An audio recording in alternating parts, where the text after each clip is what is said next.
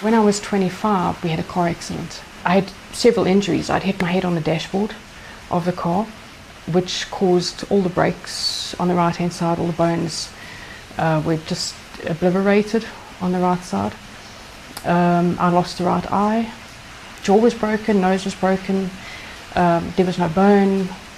I was just a mess. I had to get my face back.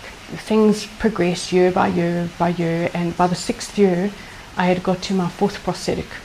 I went to the store, I went to the shop one day, and when I came out I got into my car and I could feel this fluid on my face, and I thought, what is this, you know?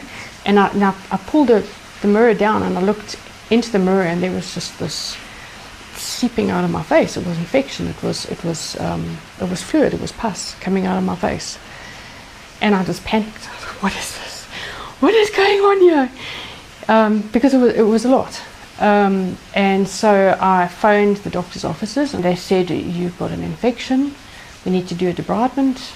And so we did. Debridement basically means you have to get the infection off the prosthetic. And this literally went on for close to 11 months. I would do a debridement and we'd think, okay, the infection is cleared, leave the prosthetic in place. And 2 weeks after the debridement, the infection would come back. And I would go from doctor to doctor, because what happens is this multidisciplinary team, they don't work together. How long had you been on antibiotics at that point?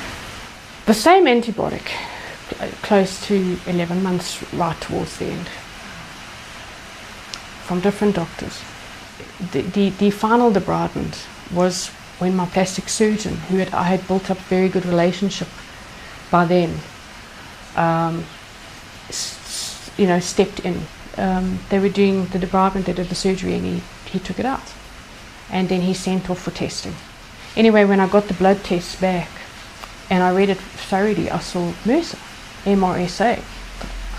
I don't know what this was, never heard of it in my life. So yeah, I went to my plastic surgeon and I said to him, can you explain to me what this is? Because what I've been reading on the internet very briefly is that the antibiotics are making this worse. I eventually found a professor that was a maxillofacial surgeon 30 kilometers away from me, and 2 surgeries later my face was perfect. It was literally perfect. For the first time in that 10 years I could actually look at myself in the mirror. I had been wearing glasses, I had been wearing eye pads to cover my face for that decade. For the first time I could actually take that off and I could walk out, and it's a long time, eh? 10 years is a very long time. So that was my journey, and like I say, I mean, it's a very complicated one, but the reason I like telling it like it is because I see a lot of the miscommunication and the multidisciplinary teams and the way that the system works.